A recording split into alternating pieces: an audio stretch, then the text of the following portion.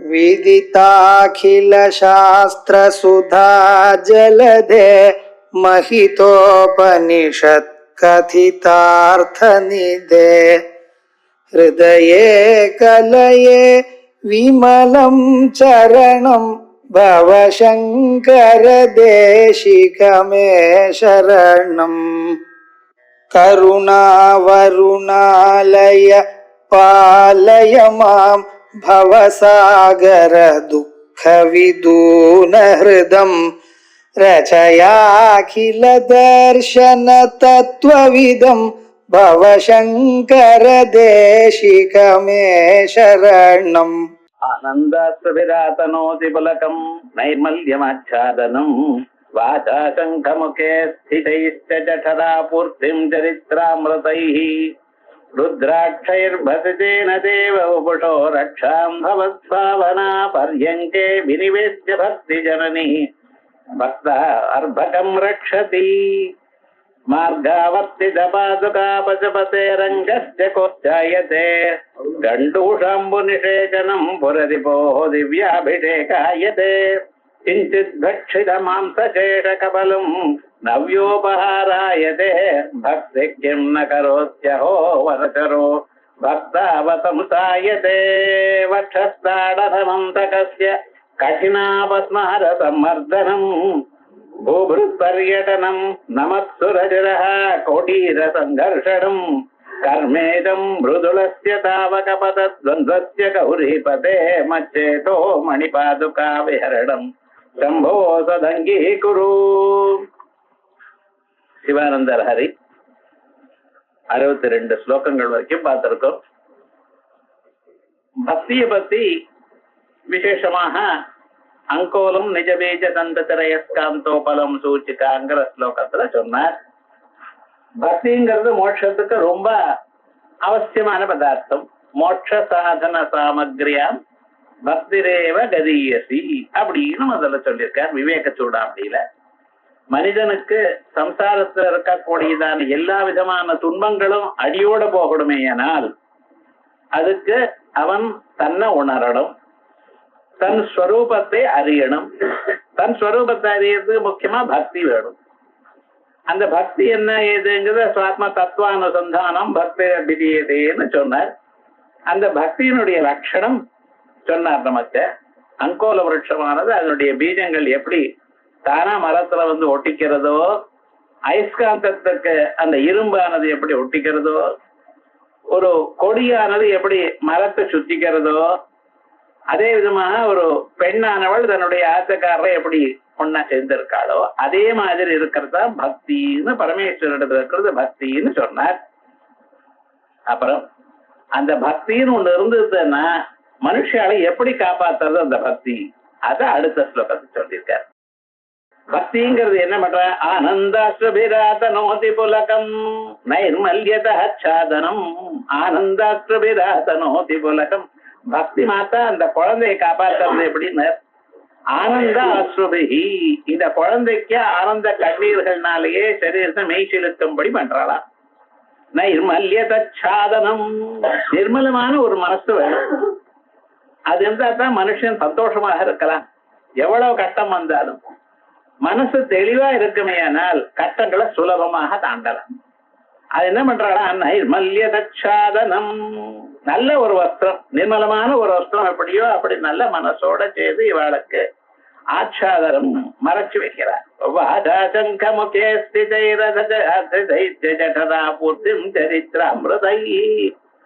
அந்த பக்தி என்ன பண்ற? பரமேஸ்வரனுடைய லீலைகள்னா கதை கதையாக சொல்லி இந்த குழந்தையினுடைய வயறு ரொம்பபடி பண்றான். அம்மா என்ன பண்ணுவா? சாதாரணமாக குழந்தைய அணைச்சுப்பா, குழந்தைக்கு வேண்டியதான வஸ்திரங்கள் எல்லாம் போட்டு கொடுப்பா, நல்ல வஸ்திரங்களாக. வயர் ரொம்ப ஆகாரத்தை கொடுப்பா. இதெல்லாம் பக்தி மாத்தா பக்தாள கொடுக்குற. பக்திங்கிற ஒரு அம்மா என்ன பண்ணிட்டு இருக்கா? இந்த குழந்தைக்கு இப்படி கொண்டா.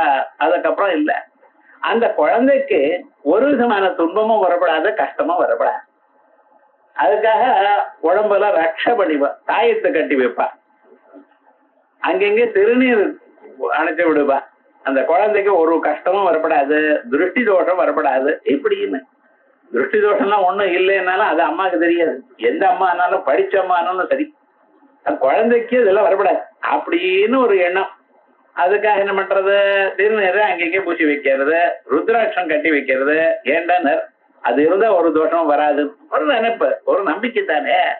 அதே விதமா ருத்ராட்சர் பசிதேன தேவபுஷோ ரக்ஷாம்பவத் பாவனா பதியங்கே, அந்த குழந்தைக்கு ருத்ராட்ச கட்டி, அதே போலயே அந்த குழந்தைக்கு பசிதேன தேன வபுஷா திருநீர் அணியும்படி பண்ணி காப்பாற்றுறாளோ அப்படின்னு ஒரு அம்மா எப்படி குழந்தைய காப்பாத்துறாளோ அதே போல சிவபக்தின்னு ஒண்ணு இருக்குமே. ஆனால் மனுஷனுக்கு ஒரு கவலையும் இல்லை, எல்லா விதமான துன்பங்களும் வராம காக்கப்படும் அப்படின்னு விசேஷமாக சொல்கல்வி நிவேசிய. அதுக்கு பிறகு எப்படி பர்யங்கே பவத் பாவனா பர்யங்கே விநிவேசிய பக்தி ஜனனி, பவத் பாவனா பர்யங்கே சிவபாவனை அப்படிங்கிற ஒரு கட்டில போட்டு, ஒரு மெத்தையில போட்டு தூங்கும்படி பண்றாங்க. சிவபாவனை இருக்குமையானால் இது மேல வேற ஒரு கவலையும் இல்லை அப்படிங்கிற அளவுக்கு காப்பாத்துறான்னு பார்த்தோம். விநிவேசிய பக்தி ஜனனி பக்தார்பகம் ரட்டதி. என்ன மனுஷால அர்பகாள் ஒண்ணும் தெரியாதுவா. நம்ம நினைச்சிருக்கோம், அது படிச்சிருக்கோம், இது படிச்சிருக்கோம், அது பண்றோம், இது பண்றோம், நமக்கு எல்லாம் தெரியும். எல்லோருக்கும் சர்வஜன்னு ஒரு நினைப்பு. ஆனா விவகாரம் என்ன, நடைமுறையில பார்த்த நிறைய விஷயங்கள் நமக்கு தெரியல. எப்படி துன்பம் வருது, இதை தாண்ட வழி என்ன, மறுபடியும் இப்படிப்பட்டதான துன்பம் வராம நமக்கு இருக்கணுமே.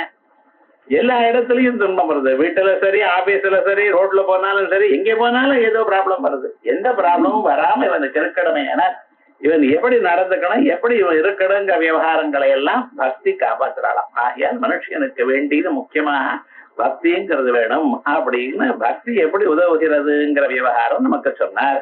அதற்கு பிறகு அடுத்ததாக ஸ்லோகத்துல மார்காவர்த்தித பாதுகா பசுபதே ரங்கஸ்ய குர்ச்சாயதே கண்டூஷாம்புரிஷே ஜனம் புரதிபோஹோ திவ்யாபிஷேகாயதே கிஞ்சித் பக்ஷித மாம்சசேஷகபலம் நவ்யோபஹாராயதே பக்திக்கிம் ந கரோத்யஹோ வரஜரோ பக்தாவதம்சாயதே அப்படின்னு 63வது ஸ்லோகம்.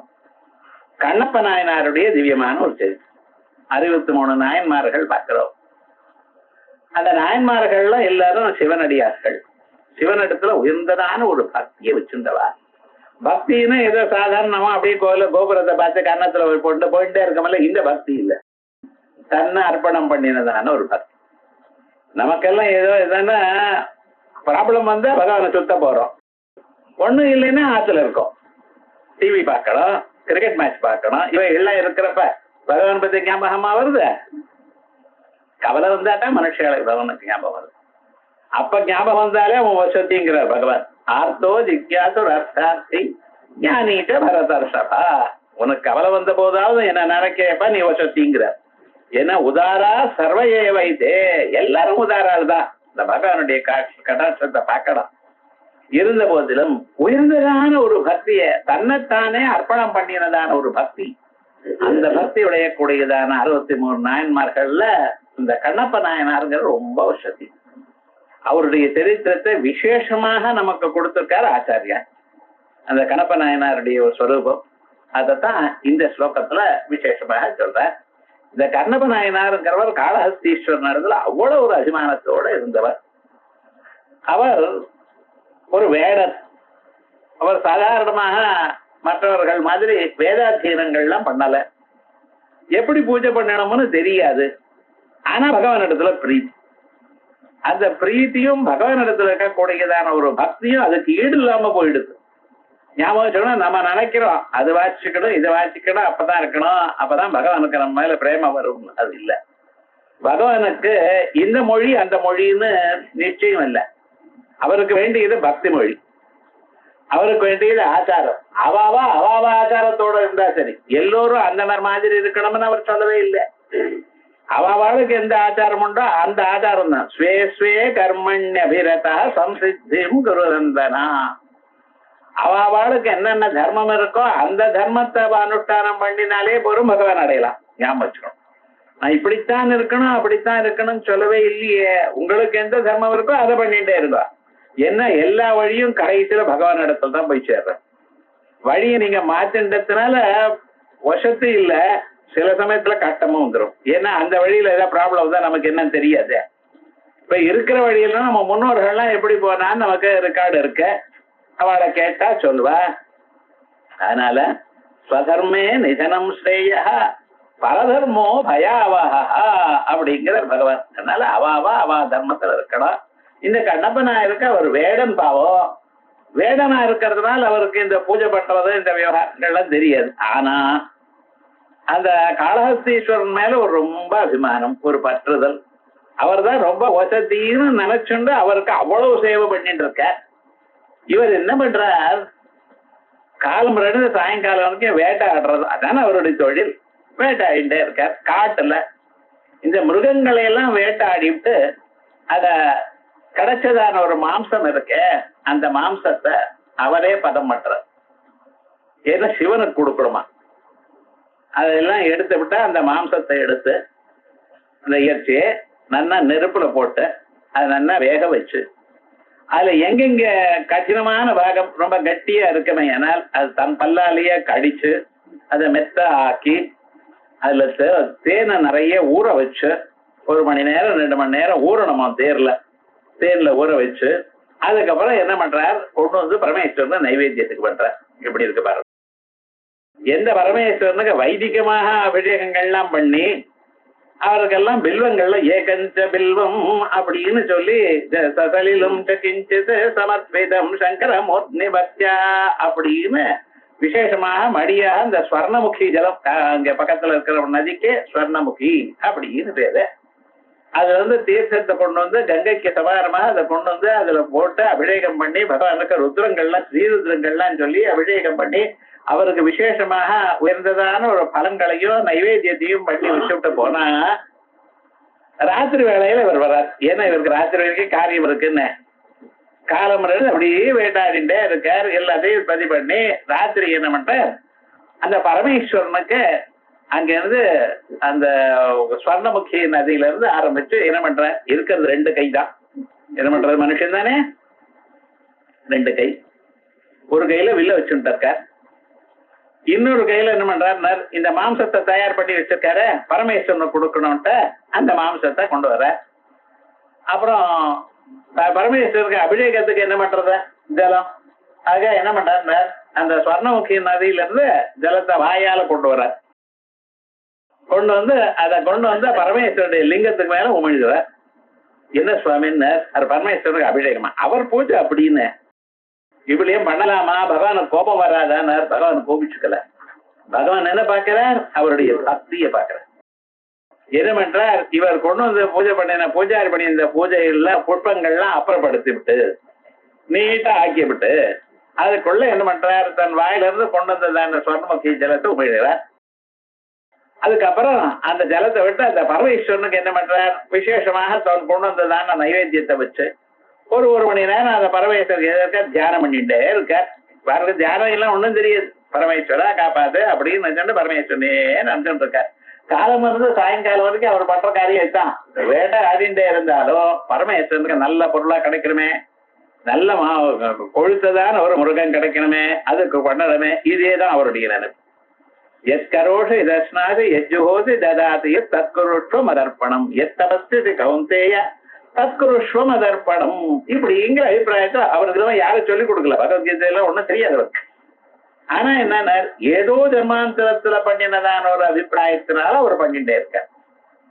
அந்த பகவான் இடத்துல பரமேஸ்வரன் இடத்துல அலாதியான ஒரு பக்தி. அவரை விட்டு ஒரு க்ஷணம் இருக்கப்படாது. அவர் பசியோட காத்துட்டு இருப்பாராம். நான் ராத்திரி விட்டு போறேனே, காலமே இருந்து பரமேஸ்வரனை கொண்டும் இல்லையே அப்படின்னு நினைச்சு வேக வேகமா வந்து அவருக்கு கொடுத்து இதெல்லாம் பண்ணிவிட்டு போறார். இப்படி சில நாள் நடந்துட்டே இருக்கு. பாக்கிறார், அங்க இருக்கக்கூடிய அந்த அர்ச்சகர் இருக்கிற பார்த்தீங்களா, சிவனடியார் அர்ச்சகர், அவர் என்ன பண்றாருன்னா, நம்ம தினந்தோறும் இப்படி பண்ணி போட்டா பகவானுக்கு காலமே வந்து பகவானுடைய பூவெல்லாம் கலந்து இருக்கு, முன்னால மாம்சம் இருக்கு, அதை தொடர்றதுக்கு இவருக்கு கஷ்டம். எதை ரொம்ப பத்திரம்னு நினைச்சுட்டு பகவானுக்கு ரொம்ப பிடிக்கும்னு நினைச்சுட்டு பகவானுக்காக கொண்டு வந்து வச்சாரோ அந்த மாம்சத்தை தொடர்றதுக்கே இவருக்கு பயமா இருக்கு. ஏன்டா இவர் இப்படி வளர்ந்த, இவரை சொல்லி லாபம் இல்ல. என்ன பண்றது, அந்த சிவகேசரின்னு பேர் அவர் அந்த அர்ச்சகருக்கு. அவர் இதை கொண்டு வந்து என்ன பண்றாரா, அதை தூக்கி அப்படியே ஒரு கொச்சினாலேயோ ஏதோ எடுத்து அந்த பக்கம் போட்டு பரமேஸ்வரனுக்கு ஐயா இப்படி பண்ணி விட்டீங்களே, யாரோ பண்ணிட்டு இருக்காரு, உங்க எல்லாம் அபவித்திரமாக பண்ணிட்டு இருக்காரு அப்படின்னு நினைச்சிட்டு மறுபடியும் 2 குடம் 3 குடம் தீர்த்தத்தை கொண்டு பரமேஸ்வரன் மறுபடியும் கம்ப்ளீட்டா அலம்பி வச்சு எல்லாத்தையும் மறுபடியும் அபிஷேகம் பண்ணி மறுபடியும் பிரதிஷ்டை பண்ணி என்னடா சின்ன இப்படி எல்லாம் கட்ட கதைகள்லாம் நடந்து அவருடைய அபிப்பிராயம் அது. இப்படி பண்ணிட்டே இருக்கார். அவரும் பாக்குறார், நானும் பண்ணிட்டு இருக்கேன், தினந்தோறும் யாரோ ஒருத்தர் வராரு. இப்ப மாதிரி கோவில் எல்லாம் பெரிய கதவுகள்லாம் பழைய நாள்ல கிடையாது, அதை பார்க்கணும். இப்ப எல்லாம் கோவில்னு வச்சுட்டோம்னா அதுக்கு ஒரு கதவு, மெயின் கதவு, கர்ப்பகிரகத்துக்கு ஒரு கதவு, அதுக்கப்புறம் வேலை கதவு, வெளியில ஒரு கதவு, இப்படி மூடி விட்டு இப்படி எல்லாம் பண்ணிட்டு இருக்கோம். பழைய நாள்ல ஒண்ணும் கிடையாது. அதுலயும் காட்டுல இருக்கக்கூடியது, அப்பெல்லாம் காடுன்னது இவர் பார்த்துட்டு இருக்க. நானும் தினந்தோறும் பண்றேன். இப்படி பண்ணின பிறகு மறுபடியும் ஒருத்தர் வந்து பண்றாரு. தினந்தோறும் சிம்பிளா பூஜை நடக்கிறது விட்டு இவ்வளவு பூஜை பண்ண வேண்டியது இருக்கு. ஆனா இவருக்கும் மனசு ஒத்துக்க மாட்டேங்கிறது. அது பாட்டு அப்புறப்படுத்த நம்ம பூஜை பண்ணிட்டு போலாம்னு இல்லை. அப்ப இருக்கக்கூடியதான அர்த்தகாலுக்கு அவளுக்கும் பகவான் இடத்துல அவ்வளவு பிரியம். என்னடாச்சுன்னா தினந்தோறும் கம்ப்ளீட்டா எடுத்து சுத்தப்படுத்தி மறுபடியும் அபிஷேகம் பண்ணி மறுபடியும் அவருக்கு எல்லாத்தையும் பண்ணி வச்சு இவ்வளவு பண்ண வேண்டியதா இருக்கு. யாரு பண்றா அப்படின்னு ரொம்ப நாள் பார்த்தா தெரியல. ஏன்னா அவர் சாயங்காலம் கிராமாந்தரம் அங்கேயா 6-7 மணிக்கு கோயில் போட்டுட்டு போயிடுவார். அவர் ராத்துக்கு போகணும். வீடும் பக்கத்துல கிடையாது, இது ஒரு 2 மைல் இருக்கும். அங்கே போகணும். வழியில எல்லாம் காடு, மிருகங்கள்லாம் இருக்கும். இதெல்லாம் வேடனுக்கு பயம் இல்லை, என்ன அவருக்கு பயம். என்னடா அவர் சாயங்காலத்துல ஒரு 7-8 மணிக்கு அவர் ராத்துக்கு போயிடுவார். இவர் பாட்டுக்கு ராத்திரி 8-9 மணிக்கு வரார், எல்லாத்தையும் முடிச்சுண்டு. இவர் பாட்டுக்கு தினந்தோறும் இப்படி பண்ணிட்டு இருக்கார். இவரும் பார்த்தாரா, என்னடா இது நமக்கு இப்படி ஆயிடுது, அனாவசியமா இப்படி மாட்டிண்டோமே, நம்ம விடவும் முடியல பிடிச்சுக்கவும் முடியல. சரி போனா போறது, ஏதோ பகவானுக்கு இப்படி பண்ணிட்டு இருக்காரு அப்படின்னு நினைச்சுட்டு ஓட முடியல. என்னடா பண்றதுன்னு ரொம்ப கவலைப்பட்டு இருக்கார் அந்த சிவகேசரி. கொஞ்ச நாளைக்கு ரொம்ப கவலைப்பட்டு அவர் தூங்கினார். ஒரு நாளைக்கு தூங்கும் பொழுது சொப்னம் வந்தது. இப்படி நீங்க கவலைப்படாதீங்க, உங்க மாதிரியே அந்த பக்தன் நீர் எப்படி பண்ணிட்டு இருக்காரோ அதே போல அந்த பக்தனை எனக்கு பண்ணிட்டு இருக்கார். உங்க பூஜை முறை உங்களது, அவா பூஜை முறை அவளது. எனக்கு எல்லாம் ஒண்ணுதான். புஷ்பமோ பலமோ மாம்சமோ ஏதோ அவர் சாப்பிடுறது அவர் கொடுத்துட்டு இருக்க, நீங்க உட்கொள்றது நீங்க நைவேத்தியம் பண்ணிட்டு இருக்க. இதனால அவரை தப்புன்னு நினைக்கப்படாது. யாரோ வந்து என்னுடைய கோவிலை எல்லாம் பிராங்கணத்தை எல்லாம் கெடுத்து விடுறானேன்னு நினைக்க வேண்டாம். ஒரு பக்தனை பத்தி மனசுல நினைக்கப்படாது. அது சிவனடியார சிவபக்தால யாரும் ஒண்ணும் நினைக்கப்படாது. ஏன்னா சிவபக்தால வச்சா சிவனுக்கு ரொம்ப கோபம் இருக்கும். பரமேஸ்வரனுக்கு தன்னை விட தன் பக்தன் இடத்துல ரொம்ப பிரியம் ஜாஸ்தி. சிவனையே வைங்க, அவர் ஒன்னும் சும்மா தான் இருப்பார். குழந்தை வைக்கிறதுன்னு அம்மா அப்பாவை குழந்தை வைய, அந்த அம்மா அப்பா கோச்சுக்குமா. சின்ன குழந்தை தெரியாம காலால எட்டி உதைக்கிறது. அம்மா மடியில போட்டிருக்க அம்மா குழந்தைய, அந்த குழந்தை காலால எட்டி உதைக்கிறது. அம்மா கோச்சு பாடவா, அந்த காலை பத்திரமா புடிச்சுப்பா, எட்டி உதைக்காதுன்னு. அம்மாக்கு தெரியுமோ இல்லையோ இந்த குழந்தை அப்படின்னு. ஆனா அந்த சிவனுக்கு தன்னை வச்சாலே ஒண்ணும் பண்ண மாட்டார், தன் பக்தால ஏதாவது வச்சா ரொம்ப கோபமா. அப்படி அவர் பார்த்தார், இப்படியெல்லாம் பக்தரை வையாதீங்கன்னார். சரினார். ஆனா அவருக்கு தெரியும் இவர் அவ்வளவு சீக்கிரமாக மனசமாதானம் ஆக மாட்டார். ஏன்னா இப்படி வளர்ந்துட்டார். அவளுடைய வளர்ச்சி இருக்கும் இல்லையா. அவ என்ன பரமேஸ்வரனா ரொம்ப மடியா இருக்கணும், ஆச்சாரமா இருக்கணும், ஈர துணியோடு. ஆந்திரா எல்லாம் பொண்ணெல்லாம் ஈர துணியோடு தான் இருப்பா. நமக்கு ஈர துணி அச்சான்யம் பண்ணிப்படாதுப்பா. விவகாரம் என்ன, ஈர துணி சாப்பிடுறத கூட ஈர துணியோட தான் சாப்பிடுவோம். என்ன சுவாமி அவளுடைய மடியது. விவகாரம் என்னடா, அவர் அப்படி ஈர துணியோட வந்து பகவானுக்கு பூஜை பண்ணி இப்படி மடியா பத்திரமா இருந்துட்டு இருக்கோம். நம்ம நினைக்கிறோம் இதை இப்படி வச்சுட்டு இருக்காள, இதெல்லாம் பகவான் பரமேஸ்வரன் ஏத்துக்கிறான்னு சொப்பனம்னா அது நிஜமா அப்படி ஆரம்பிச்சிடும். அவர் பார்த்தா ஒண்ணும் கவலைப்படாதீங்க, உங்களுக்கு அந்த கண்ணப்ப நாயனாருடைய பக்தியை நீங்க பார்க்கணும்னு நினைச்சடையானால் நாளைக்கு ராத்திரி நீங்க என்ன பண்ணுங்க, பூஜை பண்ணிவிட்டு அந்த மரத்துக்கு பின்னால, அந்த லிங்கத்துக்கு பின்னால ஒரு மரம் இருக்கு, அந்த மரத்துக்கு பின்னால மறைஞ்சிருங்க, அப்புறம் விஷயம் எல்லாம் உங்களுக்கு தெரியும் அப்படிங்கிற. சரி, அப்படியே நினைச்சு இதை பார்க்கணும்னு ஒரு ஆசை சாதாரணமா இருந்தாலே ஒரு இது, அதே இது போல நடக்கிறது சொப்னத்தை வந்தது நான் போய் பார்க்கணும் அப்படின்னு நிஜமாகவே ஒரு ஆசை வந்துருச்சு இவருக்கு. வீட்டுல சொல்லிவிட்டு வந்துட்டேன், பூஜையெல்லாம் பண்ணிவிட்டு அப்படியே மரத்துக்கு பின்னாலே நிக்கிற. 7 மணிக்கு போக வேண்டியவர் 8, 9 மணி வரைக்கும் ராத்திரி ஆயிடுச்சு. ராத்திரியோ இருட்டோ இருக்கு. அங்க இருந்து வராரு, ஓடி ஓடி வராராம் இவர் கண்ணப்ப நாயனார். என்ன சுவாமின்னார், கையில மாம்சத்தை எடுத்துட்டு இருக்காரு, இதை எடுத்துட்டு இருக்காரு. வர காலத்திலேயே இந்த பரமேஸ்வரன் இந்த சிவகேசரி முனிவருக்கு அந்த கண்ணப்ப நாயனாருடைய பக்தியை காட்டணும். ஏன்னா இவர் எப்படி இருக்காருன்னா, தான் தான் வசதி, தன்னுடைய பூஜை மரத்தான் வசதிங்கிற எண்ணத்துல இருக்கார். இவரையும் பனிஷ் பண்ணப்படாது, அதே சமயத்துல அவர் வசதியும் இவருக்கு காட்டணும் அப்படிங்கிறதுக்காக என்ன பண்ணிட்டு இருக்கார், அந்த பரமேஸ்வரன் அவர் வர காலத்துல அவருடைய வலது கண்ணுல இருந்து ரத்தம் தார தாரையா கொட்டிட்டு. இது சிவகேசரி முனிவருக்கு தெரியாது. ஏன்னா இவர் அதுக்கு பின்னால்னா, லிங்கத்துக்கு பின்னால்னா இருக்கார். அழகா அலங்காரம் பண்ணியிருக்கார், மாலையெல்லாம் சாத்திருக்கார். அங்க இருக்கக்கூடியதான காட்டுல இருக்கிற புஷ்பங்கள்லாம் எடுத்துன்னு வந்து அது நீதா மாலையை தொடுத்து, இப்ப என்ன மாலையை எல்லோரும் கொண்டு வந்து கொடுக்குற பக்தாள். பழைய நாள்ல ஒண்ணும் கிடையாது, காட்டுல இருக்கிற கோயிலோ இல்லையோ அந்த புஷ்பங்கள்லாம் எடுத்து நல்ல மாலையா சாத்தி பரமேஸ்வரனுக்கு அலங்காரம் பண்ணி நீட்டா வச்சு விட்டு அவர் போயிருக்காரு. ஆனா இந்த பரமேஸ்வரனுடைய வலது கண்ணுல இருந்து ரத்தம் தார தார சொட்டு சொட்டா கொட்டிடும். இதை எட்டி வரக்கூடியதான கண்ணப்ப நாயனார் பார்த்துட்டார். பார்த்துட்டு என்ன பண்றதுன்னு அங்கிருந்து ஓடி வர, என்னடா ஆச்சுன்னார், மனசு தாங்கல அவருக்கு. என்ன ஆச்சுன்னு, எங்க பரமேஸ்வரன் கண்ணுல இருந்து ஜலம் வருதே, நான் டிலே பண்ணி விட்டேனே, என்ன நேரத்துல இருந்து கொட்டுறதோ, என்ன ஆச்சோ, பரமேஸ்வரனுக்கு என்ன வலிக்கிறதோ, ஓடி வரான். வர காலத்துல கையில இருக்கக்கூடியதான மாம்சம் கீழே விழுந்து, வாக்கில் இருக்கக்கூடியது அவர் பேசினாரோ இல்லையோ, வாக்கில் இருக்கக்கூடியதான ஜலம் எல்லாம் கீழே விழுந்து. இருந்தாலும் ஓடி வர வந்து, ஹரே கிருஷ்ணா பரமேஸ்வரா, இப்படி பண்ணி விட்டதே, என்ன ஆச்சு, எப்ப திறந்து விழுகிறது, ஏனாச்சு என்ன ஆச்சு அப்படின்னு பரமேஸ்வரர்கிட்ட பதில் சொல்றவரா அவர் சொல்ல போறாரு அவர்.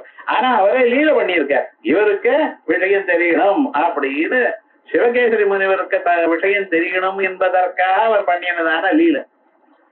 கிட்ட வர வந்து என்ன பண்றதுன்னு தெரியல, பரமேஸ்வரா என்ன ஆச்சு என்ன ஏதுன்னு, இருந்தாலும் நான் வழி பார்க்கிறேன். ஞாபகம் வச்சுக்கணும், காட்டுல இருக்கக்கூடியதான மனுஷர்களுக்கெல்லாம் வைத்தியங்கள் எல்லாம் தெரியும். நமக்குதான் ஏதாவது வியாதி வரதுக்கு முன்னாலே டாக்டர்கிட்ட ஓடுவோம்.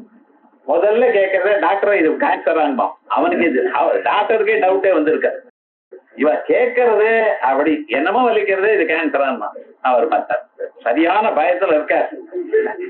பெரிய லிஸ்ட் எடுத்து எல்லாத்தையும் டிக் பண்ணி கொடுத்துறாரு, பாயிண்ட் வாங்க. அவரே சொல்ற, ஒண்ணுமே கிடையாது சுவாமி, விவகாரம் முழுக்க மனுஷன்னு இருந்தா வரத்தானே வரும், ஏதோ அதுக்காக கவலைப்படலன்னு. இவாளுக்கு அவ்வளவு பயம். முதல்லயே டாக்டர் எல்லா டெஸ்டும் பண்ணி விடுங்க, காசு செலவாது பார்க்க வேண்டாம் நீங்க அப்படின்னு டாக்டர் சொன்னா, அவர் ஒண்ணும் இல்லைன்னு சொன்னா நீங்க சரியா படிக்கலையேங்கிற எண்ணம் வரும் அவருக்கு. அதனால அவர் என்ன பண்ணிட்டு இருக்காரு, சரி என்ன பண்றாரு, அது வரைக்கும் டெஸ்ட் கொடுத்துட வேண்டியது.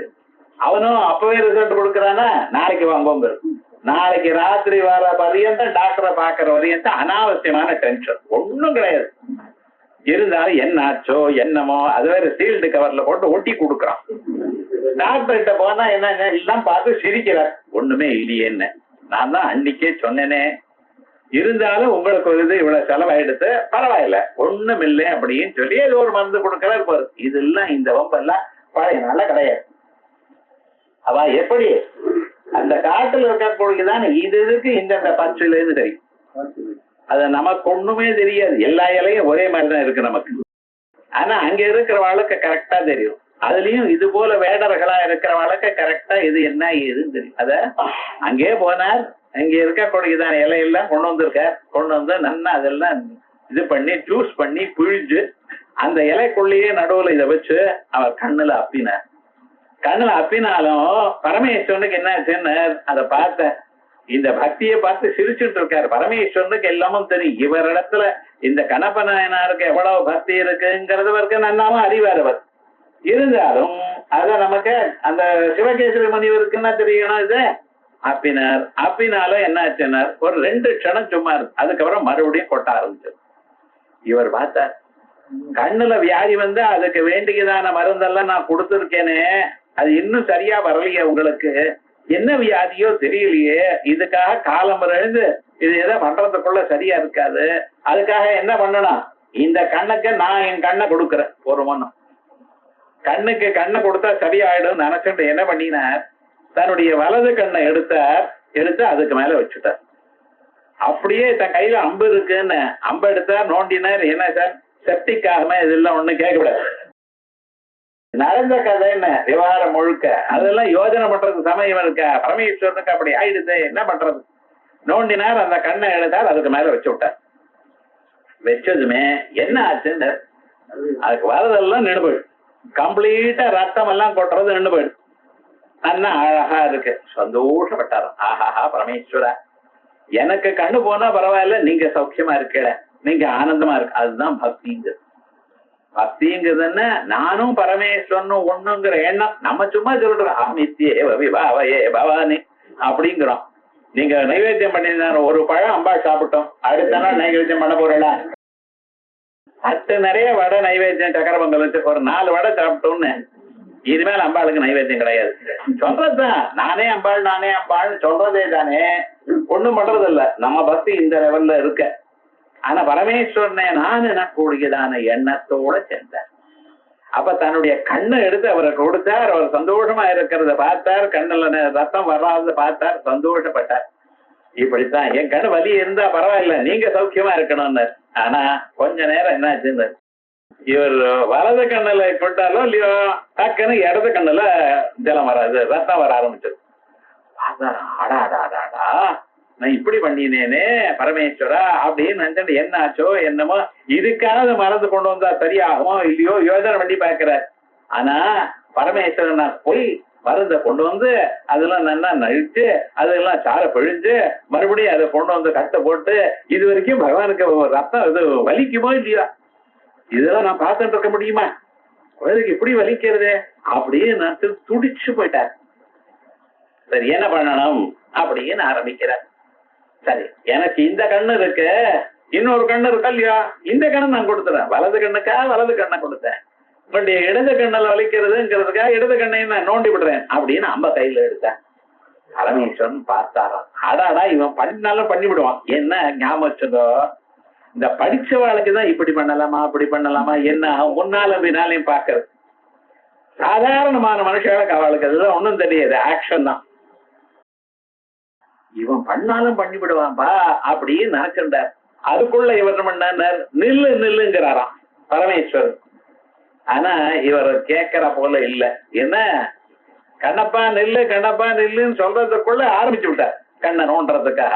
என்ன பண்ணினார், அதுக்கு முன்னால இவர் என்ன பண்ணார், ஒரு டவுட் வந்துருக்கு. நான் கண்ணை எப்படி வைக்கிறது, இந்த கண்ணையும் எடுத்து விட்டேன்னா கண்ணை நான் வைக்கணுமே அப்படின்னு என்ன பண்ணினாரா, அந்த 2 கண்ணுக்கு பக்கத்து நடுவுல புருவம் இருக்கு பார்த்தீங்களா, அந்த புருவத்துக்கு நடுவுல தன்னுடைய காலை கொண்டு வந்து வச்சிருக்கார். ஏண்டான்னா கண்ணு எடுத்தேன்னா அந்த இடத்துல கண்ணை வைக்கணும் பாருங்க. அதுக்காக அந்த செருப்போட வெகு தூரம் நடந்து வந்த செருப்பு இருக்க பார்த்தா அந்த செருப்போட இருக்க அந்த கண்ணுல வச்சுட்டு இருக்கார். ஏன்னா அடையாளம் தெரியறதுக்காக இந்த கண்ணுல இருந்து நோண்ட தொடங்கி விட்டார்.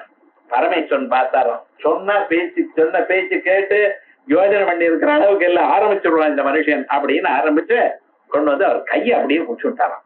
இனிமேல இந்த கண்ணை எடுக்காதையும் அப்படின்னு கையை பிடிச்சாராம். அந்த சந்தர்ப்பத்துல இத மனசால நினைச்சுண்டு இந்த ஸ்லோகம் சொல்றார், மார்காவர்த்தித பாதுகா பசுபதே ரங்கஸ்ய குச்சாயதே கண்டூஷம்பு நிஷேதனம் புரரிபோ திவ்யாபிஷேகாயதே மார்காவர்த்தித பாதுகா பசுபதே. ஹே கண்ணப்பன பரமேஸ்வரா எப்படி பண்றேன், மார்காவர்த்தித பாதுகா நடந்து நடந்து பாதிக்கு மேல தேஞ்சதான ஒரு செருப்பு. மார்க்க ஆவர்த்தித பாதுகா மார்க்கத்துல சுத்தி சுத்தி வந்ததா அந்த செருப்பு இருக்கே, அது என்ன அங்கஸ்ய குர்ச்சாயதே பசுபதே ரங்கஸ்ய பரமேஸ்வரனுடைய அங்கம், அது என்ன புருவம், அந்த இடத்துல கூர்ச்சமாக எடுத்துனர். அபிஷேகம் பண்ணும் பொழுது பரமேஸ்வரனுக்கு ருத்ராபிஷேகம் பண்றோம், ஏகாதச ருத்ராபிஷேகம் மகாபிஷேகங்கள்லாம் பண்றது உண்டு. என்ன பண்றது, 11 குடத்துல எல்லாம் வச்சு அதெல்லாம் தீர்த்தத்தை வருணன் ஆவாகனம் பண்ணி ருத்ரங்கள்லாம் சொல்லி அதுக்கு பிறகு அந்த பரமேஸ்வரனுடைய தலையில கூர்ச்சத்தை வச்சு, கூர்ச்சம்னா 16 தர்பையோ 21 தர்பையோ சேர்த்து அதை வழக்க சுத்தி வச்சு அந்த நொடியெல்லாம் ஒரு பக்கம் பராபல வச்சு அது பரமேஸ்வரன் தலையில வச்சு அப்புறம் அபிஷேகம் பண்ணணும். இப்படி அந்த கூர்ச்சம் வைக்கிற பத்தில அந்த கூர்ச்சம் மாதிரி இவருடைய செருப்பு ஆயிடுதான். ஏன்டா இவர் எதுக்காக சொல்லி வச்சிருக்கார், இவர் அபிஷேகம் கூர்ச்சம் ஒண்ணும் கிடையாது. இப்ப அபிஷேகம் வாயில இருக்கக்கூடியதான் ஜலம் எல்லாம் கீழே விட்டார், பரமேஸ்வரன் பத்தி நினைச்சிட்டு இருக்கிற காலத்துல. இருந்தாலும் இவர் என்ன பண்ணினார் தெரியுமா? கூர்ச்சம் முதல்ல தன் செருப்பு அங்கே வச்சிருக்க. பரமேஸ்வரன் மேல செருப்பை வைக்கலாமா, காலை காட்டலாமா அவருக்கு? இதெல்லாம் நீங்க வச்சுங்க. அவருடைய பக்தி, அவருக்கு பரமேஸ்வரன் கண்ணு ஒழுங்கா இருக்கணும். அதனால என்ன பண்ணினார், இந்த செருப்போட அங்க வச்சுட்டு இருக்கார். ஏ பரமேஸ்வரா, அந்த பக்திங்கிறது என்ன பண்ணிட்டு மார்கவர்த்தித பாதுகா பசுபதே ரங்கஸ்ய குர்காயதே. ஏ பரமேஸ்வரா, உன்னுடைய புருவங்களுக்கு நடுவுல இருக்கக்கூடியதான இடம் இருக்கு பார்த்தல, அது கூர்ச்சம் மாதிரி அவருடைய செருப்பு வந்துருத்தே. அந்த கண்ணப்பனாருடைய செருப்பு வந்திருக்கு. என்ன பாக்கியம் பண்ணினார் ஐயா அவர். அவருக்கு எவ்வளவு பக்தியே பரமேஸ்வரத்துல. இப்படி யாராவது நினைச்சு பாப்பானா, இருந்தாலும் அதையும் நீங்க ஏத்துட்டு இருக்க பார்க்கணும்.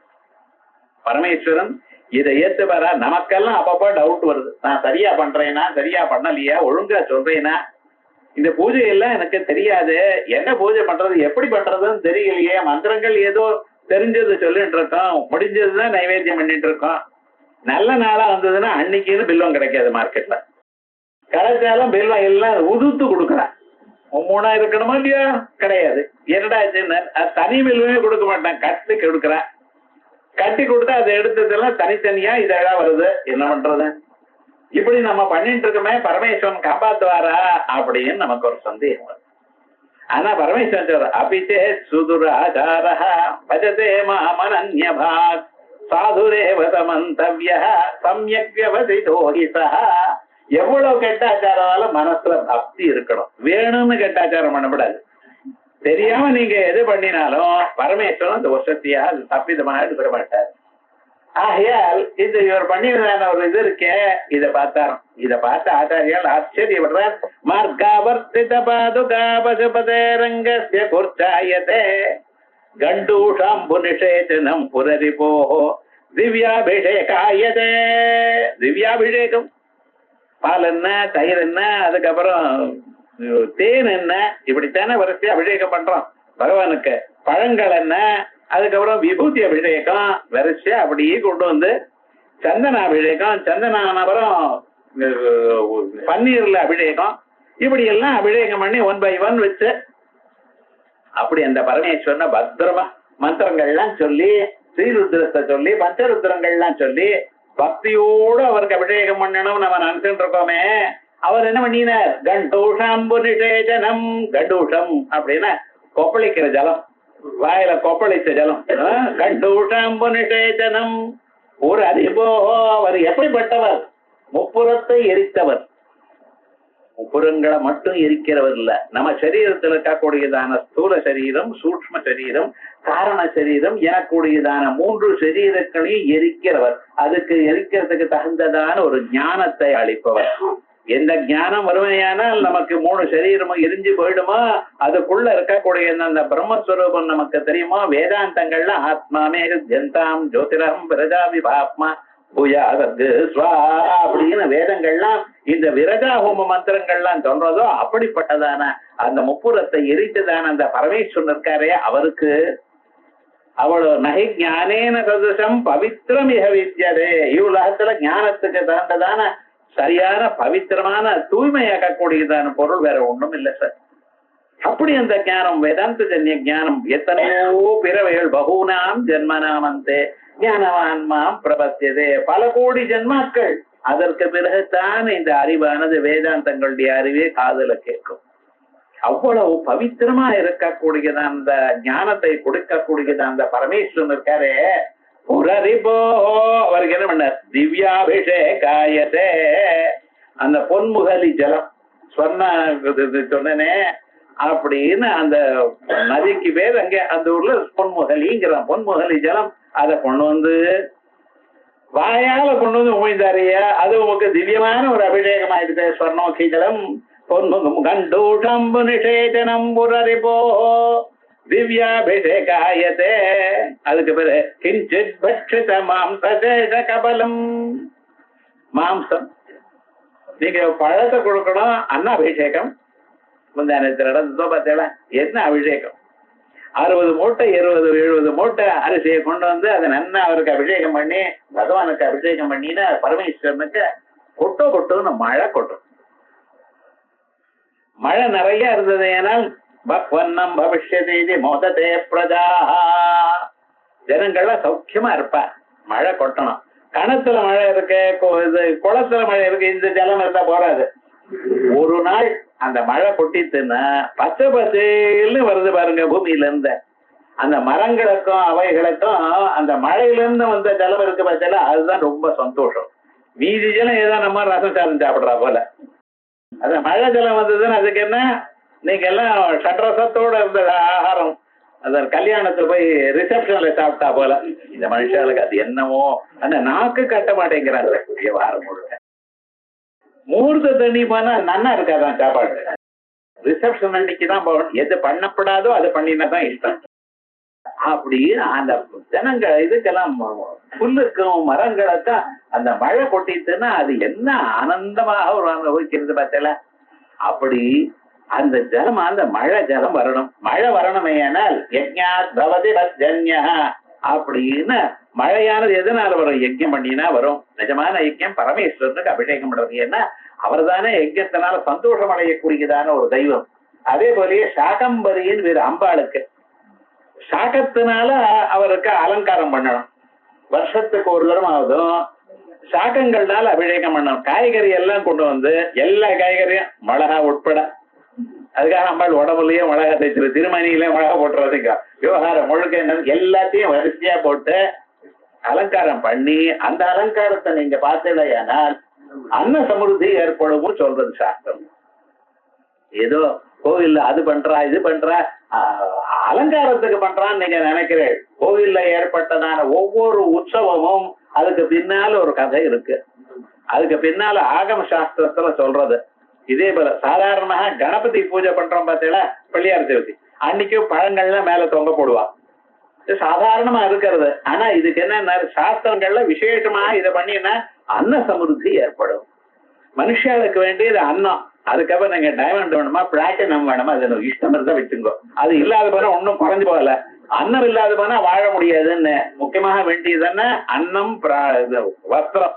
இந்த ரெண்டு தான் பேசிக் நெசசிட்டிஸ் எல்லோருக்கும் வேணும். இதை காப்பாத்துறாள நம்ம நாட்டுல. பகவானுக்கு நீங்க பரமேஸ்வரனுக்கு அன்னாபிஷேகம் பண்ணணும். அதே போல அம்பாளுக்கு சாகம்பரியாக உபாசனம் பண்ணணும் அப்படின்னு சாஸ்திரங்கள் விசேஷமா சொல்றது. அன்ன சமிருத்தி ஏற்படணும்னு. அப்படி அந்த தீர்த்தம் இருக்கே, அந்த தீர்த்தத்தை கொண்டு வந்து அது பகவானுக்கு அபிஷேகம் பண்ணினார். வாயால கொண்டு வந்து முடிந்தார். அதுக்கப்புறம் கிஞ்சித் பக்தித மாம்சேஷ கபலம் கொஞ்சம் கடிச்சு மிச்சம் இருக்கிறது தானே வாயால கடிச்சு அதை கொண்டு மாம்சேஷ கபலம் திவ்யோ நவ்யோபகாராயதே அது புதுசாக கொண்டு வந்ததான ஒரு பதார்த்தமாயிட்டான். அப்பொழுது தயார் பண்ணி சுட சுட பகவானுக்கு நைவேத்தியம் பண்ணா போல அப்படி ஏத்துக்கிறாராம் பரமேஸ்வரன். பாருங்க அந்த பரமேஸ்வரனுடைய ஒரு காருண்யம். ஏன்னா இவனுக்கு ஒண்ணும் தெரியாது. அதை தெரிஞ்சு வேணும்னு பண்ணினாரையானால் அது வேற. சிவநாமாவை சொல்லல, சிவனுக்கு ஆகுதி கொடுக்கலன்னு தக்ஷ பிரஜாபதிய கொண்டார். ஏன் தெரிஞ்சு தப்பு பண்ணக்கூடாது. இவருக்கு பக்தி இருக்கு, ஒன்னும் தெரியாது. தெரியாது போனாலும் அவர் எடுத்துட்டு இருக்கிறார். ஒரே பரமேஸ்வரன் தான். என்ன பண்ணினாரு? கிஞ்சித் பக்ஷித மாம்சேஷ கபலம் நவ்யோபகாராயதே பக்திக்யம் நகரோத்யஹோ வனச்சரோ பக்தாவதம் சாயதே பக்திக்யம் நகரோதி. என்ன பண்ணாதுன்னு நினைச்சிருக்கேள் பக்தி.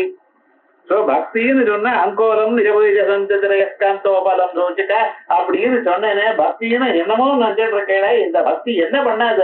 உங்க மனசுல பக்தி இருந்தால் உலகத்தை ஜெயிக்கலாம். பரமேஸ்வரத்துல நம்பர் 1 பக்தனா ஆயிடலாம். நீங்க பக்தி நீங்க வரவழைக்கணும். மார்க்கெட்ல கிடைக்காத பக்தி.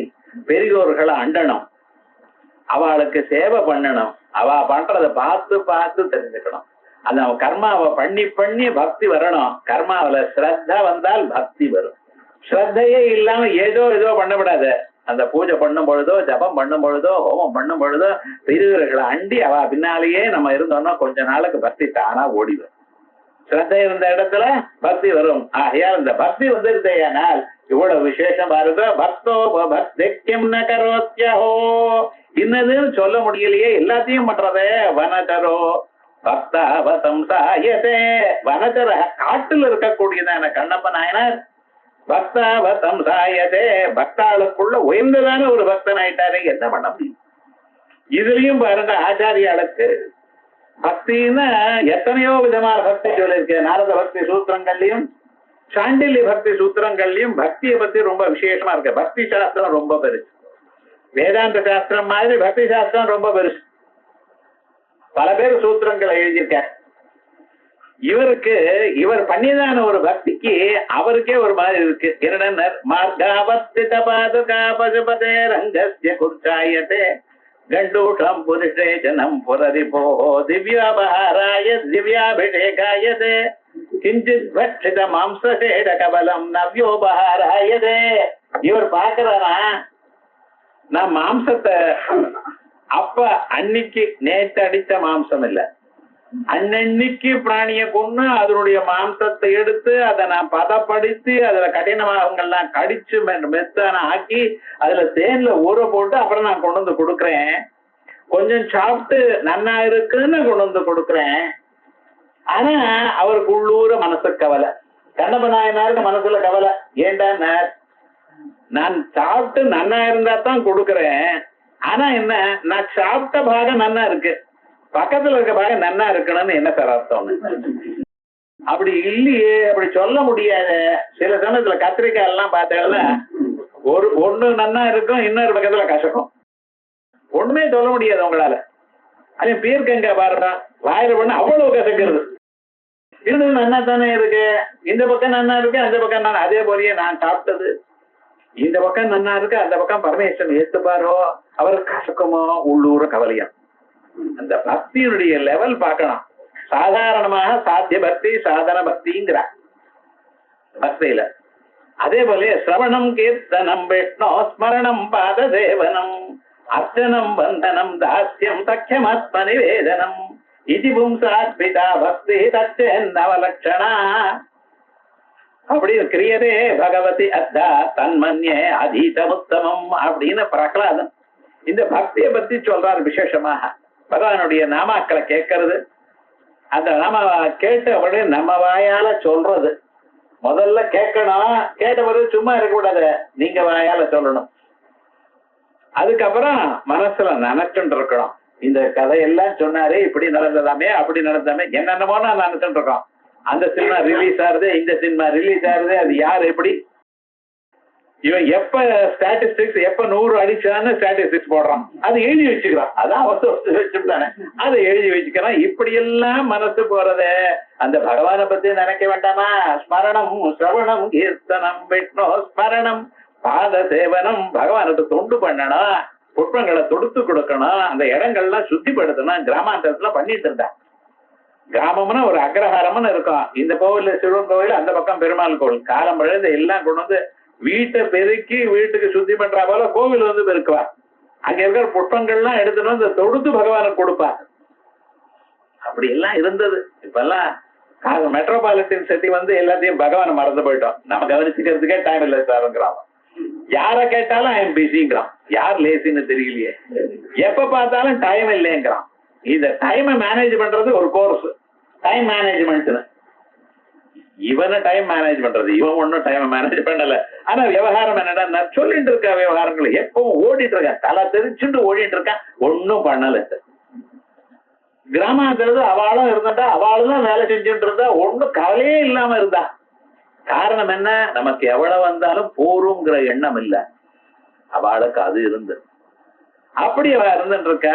இவர் என்ன பண்ணின, நான் சாப்பிட்டு மிச்சம் இருக்கிறது தானே பகவானுக்கு கொடுத்தேன், நான் சாப்பிட்ட பகுதி நன்னா இருந்திருக்கலாம், அது நன்னா இல்லாம போனா என்ன பண்ணுவேன் பரமேஸ்வரனுக்கு. ஆகையால் என்ன பண்றதுன்னு ரொம்ப கேர்ஃபுல்லா இருப்பாரு. எதை சாப்பிட்டோமோ அந்த பக்கத்திலேயே கொடுக்கணும் பரமேஸ்வரனுக்கு. அப்படி எல்லாம் சிரமப்பட்டு இருக்காராமா. மாம்ச கபலம், அதான் மாம்ச சேஷ கபலம். அதுவும் ஒரு அபிப்பிராயமா. மாம்சேஷ கபலம் நவ்யோபஹாராயதே கண்டூஷம்பு நிஷேச்சனம். அதுக்கு மேல அடுத்ததான ஒரு பக்தி கண்டூஷம்பு நிஷேச்சனம். வாக்குல இருந்து வாயில இருந்து அந்த பொன்முகையில் ஜலத்தை கொண்டு வந்துறாருலவா, அத பேசப்படாது. எங்க எடுத்துட்டு இருக்காரோ அங்க இருந்து பேசப்படாது. அது வாக்குல என்ன, இந்த நன்னா இருக்கணும் அப்படிங்கிறதுக்காக காலம் விழுந்து சிவனாமா சொல்லிட்டு இருக்காராம். ஏன்னா எந்த வாக்குல நான் கொண்டு வரணும், இந்த பாத்திரம் சுத்தமா இருக்க வேண்டாமா, பரமேஸ்வரனுக்கு அபிஷேகம் பண்றோம். அபிஷேகம் பண்ணும் பொழுது அவருக்கு பால் அபிஷேகம் பண்ணும் பொழுது அந்த பாத்திரத்தை சுத்தமா அலம்பி வச்சுட்டா தானே அந்த பால் அபிஷேகம் பண்றது நல்லா இருக்கும். அப்படிங்கிறத பாத்திரத்தை அலம்புற மாதிரி காலம்புறது சிவநாமாவை சொல்லி சொல்லி சொல்லி சொல்லி அதுக்கப்புறம் அதை கொண்டு வராரு. சோ இந்த கமலம் அதை விட வசத்தியான ஒரு பக்தி அந்த பாத்திரம் சுத்தமா இருக்கணுங்கிறதுக்காக அப்படி பண்ணினாரா. அதற்கு பிறகு தன்னையே தான் கொடுக்கணும் அப்படிங்கிறதுக்காக அந்த கூர்ச்சத்தை அங்க வச்சார. கூர்ச்சம் மாதிரி தன்னுடைய இடம், ஏன்னா அது கரெக்டா அமையணும். பரமேஸ்வரன் ஒரு கண்ணு கீழே ஒரு கண்ணு மேல வரப்படாது. முதல்ல இருக்க பாலல் வச்சனம், திரில் வச்சனம், விலோச்சனம், விருபாட்சன். கண்ணு நேரா இல்லையா பரமேஸ்வரனுக்கு. விருபாட்சன் இவன் பேரை வச்சிருக்கா. அப்படி இருக்கக்கூடாதுங்கிறதுக்காக கரெக்டா அந்த அவ எவ்வளவு பக்தி இருந்தா அதை பண்ண முடியும். ஆகையால் 3 ஸ்லோகம் 3 பாதங்கள்லயும் கீழே சொன்னதான பாதத்தை விட மேல இருக்கிற பாதம் பக்தி, அதை விட வசத்தியான ஒரு பக்தி. மார்காவத்திதபாதுகாபசபதே ரங்கஸ்ய குர்ச்சாயதே கண்டூஷம் புனிஷேஜனம் புரரிபோஹோ திவ்யாபிஷேகாயதே கிஞ்சித் பட்சித மாம்சசேஷ கபலம் நவ்யோபஹாராயதே பக்தி கிம் ந கரோத்யஹோ அனுச்சரோ பக்தாவதம் சாயதே. பக்தி கிம் ந கரோதி, என்ன பண்ணாதுன்ட்டார். அப்படின்னா எதையும் பண்ணக்கூடியதான ஒரு பரிஸ்திதி அந்த பக்திக்கு இருக்குங்கிறது ஆச்சாரியால் இங்க விசேஷமா சொல்றாரு. ஆகையா ஞானம் வசத்தியா பக்தி வசத்தியா, கர்ம வசத்தியா பக்தி வசத்தியா இப்படின்னு சொல்லும் பொழுது ஞானம் வசதிங்கிறத சாஸ்திரங்கள் எல்லாம் ஒத்துண்டதான விஷயம். ஞானத்தினால்தான் பகவான் அடைய முடியும். ஞானேனையுத கைவல்யம்னு சாஸ்திரம் சொல்றது இருந்த போதிலும் அந்த ஞானம் எல்லோராலையும் அடைய முடியாது. அதுக்கு வழி என்ன? பக்தி தான் வழி. ஆகையால் எல்லோரும் பக்திக்காக முயற்சி பண்ணணும். இந்த பக்தியில முக்கியமானது என்ன? பக்தால நமது எம் எம் காமயத் லோகம் காமயதே தாம்ஸ்த காமான். அந்த ஞானியா இருக்கிறவன் எம் எம் லோகம் காமயதே, எந்தெந்த லோகங்களை அடைகிறாரோ, யாம்ஸ்த காமான் எந்த ஆசைகளை அடைகிறாரோ, தம் தம் விந்ததே தஸ்மாத் ஆத்மஜ்யம் கக்ஷயே பூதி காமஹா அப்படின்னு உண்டகோபனிஷத்து. பெரியோர்களை நம்ம சேவை பண்ணணும், பக்தால சேவை பண்ணணும். பக்தால சத்சங்கம் தான் ரொம்ப வசதி. ஏன்னா சாஸ்திரங்கள் வாசிக்கிறது இருக்கட்டும், இருந்தாலும் சத்சங்கமானது ரொம்ப வசதி. நல்லோர்களா இருக்கிறவா, ஆச்சாரத்தோட இருக்கிறவா, பகவான பூஜை பண்ணிட்டு இருக்கிறவா, அவள் இடத்துலயே நம்ம இருக்கணும். நீங்க ஒண்ணும் பண்ண வேண்டாம், அவரோட கூட இருந்தாரே போதும். அத்தனை பதார்த்தம் எங்களுக்கு வந்துருமா. நம்ம நாட்டுல படிச்சு தெரிஞ்சுக்கிறத விட பக்கத்துல இருந்து தெரிஞ்சுக்கிறது வசதி. மாட்டு பண்ணலாம் மாமியார பார்த்து கத்தண்டா வையறது இல்ல, இல்ல நோட் பண்ணி வச்சோம்னா நமக்கு மாமியார் நாம மாமியார் ஆகும் ஒன்றைக்கு அன்னைக்கு வைக்கணும்னு அது இல்ல. விவகாரங்கள் வீட்டு விவகாரங்கள் எல்லாம் எப்படி பண்ணணும் என்ன ஏது அவெல்லாம் எழுதியா கொடுங்க, படிச்சா வச்சுட்டு இருந்தா இல்ல இது எந்த புஸ்தகத்துல இருக்க தர்மங்கள் எல்லாம் தானே கத்துண்டாலும் இல்லையோ. அதே மாதிரி சத்சங்கத்வே நிஸ்தங்கத்துவம், மகான்களுடைய சேவையானது தத்வித்தி பிரணிபாதேன பரிப்பிரஸ்னேன சேவையா உபதேட்சியந்தி தே ஞானம் ஞானின தத்துவதர்ஷின. அப்படின்னு மகான்களை சேவிக்கணும், அப்பப்போ போய் பார்க்கணும், அவளுக்கு நமஸ்காரம் பண்ணணும், அவ ஏதாவது சொல்வாளோ அப்படின்னு பார்த்துட்டு இருக்கணும். அப்படி இருந்தாலே போரும் சுவாமி எல்லாம் உங்களுக்கு வந்துடும் அப்படிங்கிற அபிப்பிராயத்துல நாம எல்லாம் அந்த பக்தாளை சேவிக்கணுங்கிற ஒரு விசேஷமாக நமக்கு பக்தாளுடைய வசதியை சொல்றதுக்காக கண்ணப்ப நாயனார் சரித்திரத்தை ஒரு ஸ்லோகத்துல எழுதிட்டார். அதனால இந்த சிவானந்த கிரந்தத்துல முக்கியமான ஸ்லோகங்கள் சொல்றோம் பார்த்தா, அங்கோலம் நிஜவீஜந்தோபலம் சூச்சிகாங்கிற மாதிரி இது அழகான ஒரு ஸ்லோகம். அதே மாதிரியே பரமேஸ்வரன் நான் உனக்கு என்ன கொடுக்கறது எல்லாம் உங்கள்கிட்ட இருக்கேங்கிறார். ஏதாவது மிச்சம் இருந்தாலும் இல்லாதானே நம்ம பிரசன்ட் பண்ணணும், கிஃப்ட் கொடுக்கணும். அவளிடத்திலேயே இருக்கிறத மன திருப்பி கொடுத்தா நல்லா இருக்காது, நான் என்னத்தை கொடுப்பேன் அப்படிங்கிற. அதே வேலையே பரமேஸ்வரன் உங்ககிட்ட என்ன இருக்கு நீ எனக்கு கொடுக்க போறாய்? ஏன்னா ஒண்ணுமே இல்லை, வஸ்திரம் இல்ல அவருக்கு, திக்வஸ்தனா சுத்தின்னு இருக்க, ஒண்ணும் இல்லாம இருக்கு, நீங்க என்ன கொடுக்க போறேன்? ஆயால் எனக்கு உங்க பக்தி தவ பாதாம்புஜ பக்தி மேவதேகி. இன்னொரு ஸ்லோகம் சொல்றார், நான் எதையும் கேட்கற பரமேஸ்வரா உங்களுடைய பக்தியை கொடுங்கன்னார். அப்படி பரமேஸ்வரிடத்துல பக்தி, பக்தாளுக்கு நம்ம பண்ணக்கூடியதான சேவையினால உசத்தியான ஒரு பக்தியை அடையக்கூடியதான திவ்யமான ஒரு ஸ்லோகம் இந்த ஸ்லோகம். இதை எல்லோரும் நோட்டு பண்ணணும். மார்காவர்த்தித பாதுகாபசபதே ரங்கஸ்ய குர்ச்சாயதே கண்டூஷம் புருஷேச்சனம் புரரிபோஹோ திவ்யோபஹாராய திவ்யாபிஷேகாயதே கிஞ்சித் பட்சித மாம்சசேஷ கபலம் நவ்யோபஹாராயதே பக்திக்யம் ந கரோத்யஹோ வனச்சரோ பக்தாவதம் சாயதே அப்படின்னு இத சொன்னார். அதுக்கப்புறம் 2 ஸ்லோகங்கள்ல இந்த பரமேஸ்வரன் அவரிடத்துல நமக்கு நம்ம மனசானது பரமேஸ்வரனுக்கு ஒரு செருப்பா அமையட்டும், பரமேஸ்வரனுக்கு செருப்பா என் மனசு அமையட்டும் அப்படின்னு விசேஷமாக சொல்றார். அதுல தட்சிணாமூர்த்தி அவதாரம், நடராஜ அவதாரம், இவைகள்லாம் நமக்கு பரமேஸ்வரன் பண்ணியிருந்தான திவ்யமான லீலைகள், அந்தந்த அவதாரங்களை விசேஷமாக சொல்றார். இத நாளைக்கு